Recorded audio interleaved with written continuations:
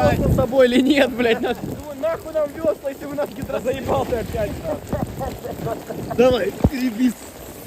Сейчас я быстрее выключится, потом ждите у кого-то и так блядь! подрубится. Какая-то псина над ним меня кусает, А блядь. надо Леху подсуетить, Леха же смотрит, мы с ним сейчас, наверное. Не факт, у него Короче, передайте как-то Лехе, чтобы он подрубился, если мы выключимся с чего-нибудь телефона. Сейчас я протрусь. Я посижу. Бля, именно. Очень. Давай, Алексей, увидел. Я думаю, это за девочка вся хуйня. Сейчас ездит этот Росомахин, блядь. Да я за... Не-не-не. Блядь, что за хуйня?